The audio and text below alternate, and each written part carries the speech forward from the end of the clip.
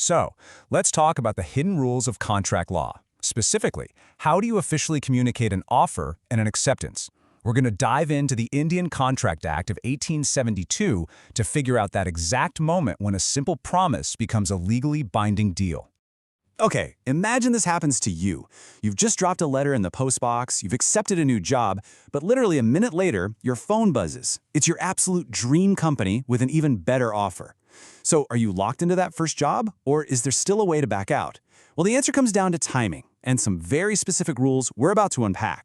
All right, first things first. Before any contract can even exist, the people involved have to actually communicate with each other. Now that sounds super obvious, right? But the law has some very particular ideas about what communication really means. This is the bedrock of any solid agreement. So, Section 3 of the Act keeps it pretty simple. Communication is just the act of making your intentions known.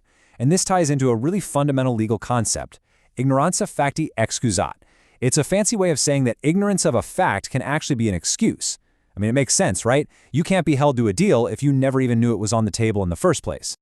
Every single contract has to start with an offer. But here's the million-dollar question. When is that offer legally considered made? You'd be surprised. The law has a pretty straightforward answer. And here it is. The rule is beautifully simple. Section 4 tells us that an offer is only complete when the person it's meant for actually knows about it. That's it. It all comes down to that one magic word, knowledge. Until they are aware of the offer, in the eyes of the law, it's like it doesn't even exist. And this isn't just theory, right? This exact point was cemented in the huge landmark case of Lalman Shukla versus Gauri Datt. The court's decision was crystal clear. You simply cannot accept an offer that you don't know anything about. We're actually going to get into the really cool story behind this case a little later. Okay, so the offer has been made, it's been communicated, now for the acceptance. And, this is where things start to get a little bit more complex, and honestly, where all the really interesting legal puzzles come from. See, acceptance isn't just one single moment in time, it's actually two. For the person who made the offer, the proposer, the deal is locked in the second the acceptance is sent back to them. But for the person accepting, the acceptor, they're not legally bound until the proposer actually receives their message. It creates this really fascinating gap where one person is bound and the other isn't.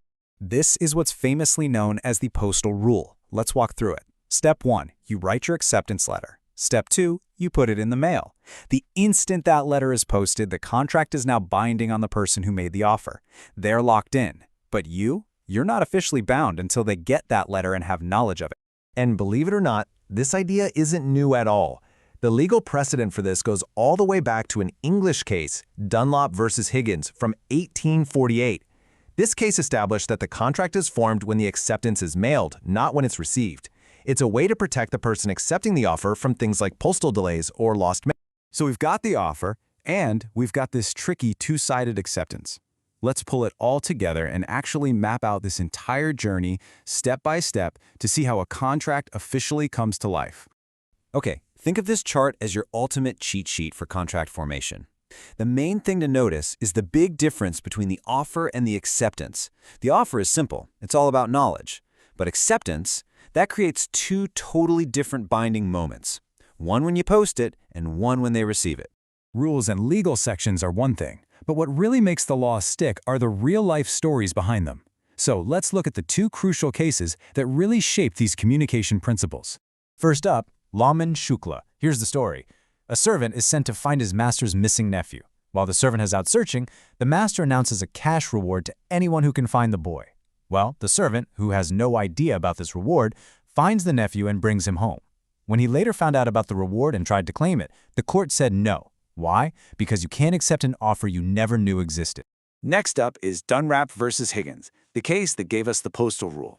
So, an offer to sell some iron was accepted by letter, but a massive storm delayed the mail. The letter arrived late after the offer was supposed to have expired. The person who made the offer argued it was too late, but the court disagreed. They ruled that the contract was formed the moment the letter was posted. The deal was done, even while that letter was stuck in a storm. Wow, we have covered a lot of ground, so let's boil it all down into the absolute must-know points. If you're studying for an exam or just want the high-impact summary, this is for you. All right, let's do a quick-fire round. For offers, the keyword is knowledge. No knowledge, no offer. Simple. For acceptance, just remember it's a two-stage process. The moment of posting binds the person who made the offer, and the moment of knowledge binds the person who accepted it. And if you can just remember Lalman Shukla for the offer and Dunlop versus Higgins for the acceptance, you've pretty much got the whole foundation of contract communication down. And that brings us to a final, really interesting thought. These rules, they were designed back in 1848 for a world of handwritten letters and snail mail. So, how do you think they apply to our world of instant communication? When is a WhatsApp message considered posted? When does an email count as being in someone's knowledge? That's where the law is still evolving, trying to fit these old principles onto brand new technology. Definitely something to think about.